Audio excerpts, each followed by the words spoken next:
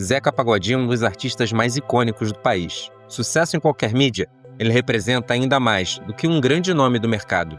Zeca Pagodinho também tem um papel importante na cultura brasileira. Afinal, do seu repertório possui, além de tudo, um lugar na preservação do próprio samba. Por exemplo, é por causa dele que nas últimas décadas muita gente tomou conhecimento sobre o tal delegado Chico Palha, o violento perseguidor dos terreiros do samba e da fé, descrito como sem alma, sem coração, mas que um dia viu sua sorte virar. Fala pessoal, aqui é o Adriano, historiador e criador de conteúdo, e agora é o delegado Chico Palha que vai ser o investigado. Partiu vinheta. Desperta a cidade, o sol no céu flutua. Zeca gravou Delegado Chico Palha nos anos 90. É nessa faixa mesmo que ele conta a origem desse samba, diretamente de 1938, dos sambistas da Serrinha, Nilton Campolino e Tio Hélio. E Zeca Pagodinho que foi lá na Serrinha. A música conta a história de um delegado que era conhecido por reprimir com violência as reuniões do samba e das religiões de matriz africana. Não quer samba nem curimba na sua jurisdição. A brutalidade dele é descrita como aparente convicção. Afinal, Chico Palha nem queria efetuar prisões nesses espaços, só queria mesmo bater. Ele não prendia, só batia. Porém, o samba também conta o mandamento dessa história. A cultura e a fé perseguidas por Chico Palha resistiram e puderam assistir à perda do cargo do tal agente da lei. Não sem motivos, e ainda graças ao Zeca, Chico Palha serve até os dias de hoje como um retrato de intolerância e violência. Suas raízes no passado e suas absurdas heranças até a atualidade. Portanto, essa figura de perseguição vem sendo mencionada em artigos, matérias e também ressurgindo na música, conforme esse samba foi regravado recentemente por Marcelo D2. A questão é que, além da alegoria, a história é de um personagem real, que de fato foi uma autoridade famosa no Rio de Janeiro e que realmente veio a ser expulso da polícia. Porém, o intrigante é o fato do samba ter contado a derrocada de Chico Palha antes mesmo dela ocorrer. Afinal, o samba é de 1938, enquanto o tal delegado Chico Palha foi perder o cargo somente em 1943.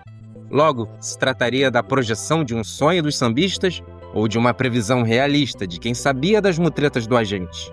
Se esse canal aqui fosse aquele famoso canal americano de história, talvez a gente levantasse a hipótese de viajantes no tempo. Mas o Agência Histórica é carioca, então nós fomos atrás das reportagens e documentos desse elemento, o Chico Palha.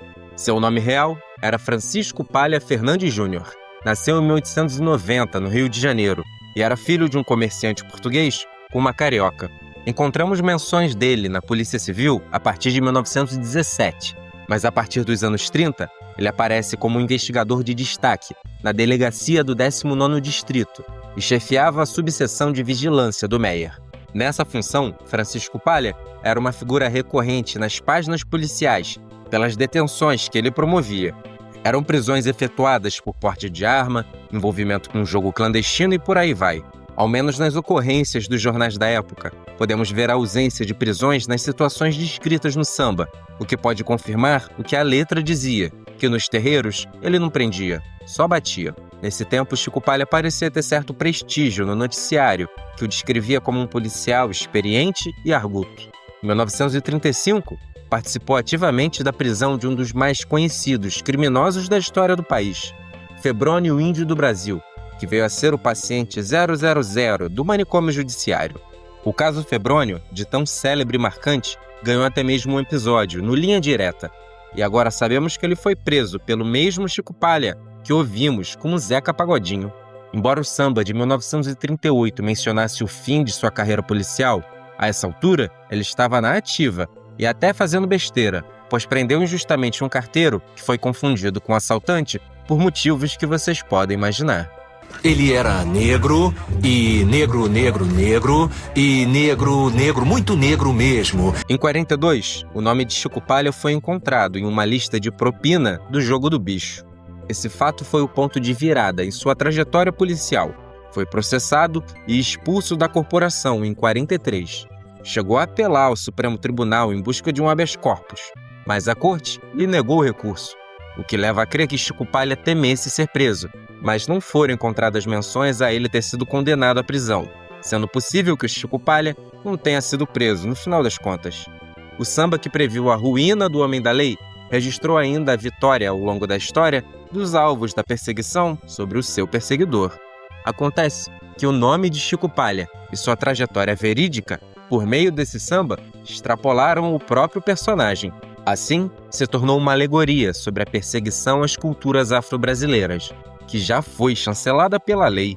O historiador Luiz Antônio Simas apontou como essa perseguição religiosa e institucional foi pesada ao longo da Primeira República. Inclusive, foi quando se iniciaram as apreensões de objetos religiosos. E também na Era Vargas, a Delegacia de Costumes, somada à legislação da época, perseguiram implacavelmente essas práticas. É interessante observar que o mesmo ano de lançamento do samba de Tio Hélio e Nilton Campolina, 1938, também foi o momento em que essa postura da lei estava de tal forma institucionalizada que esses objetos religiosos apreendidos foram acumulados a ponto das autoridades terem estabelecido a chamada Coleção Magia Negra, que era exposta no Museu da Polícia Civil, do Rio de Janeiro. O samba e a religiosidade de matriz africana, nesse sentido, consistiram em práticas perseguidas que, por muitas vezes, contaram com os mesmos espaços e pessoas para poderem resistir.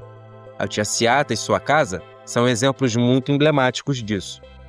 Em 66, o sambista João da Baiana contou que somente uma licença concedida pelo chefe da polícia podia evitar as batidas policiais nesses eventos.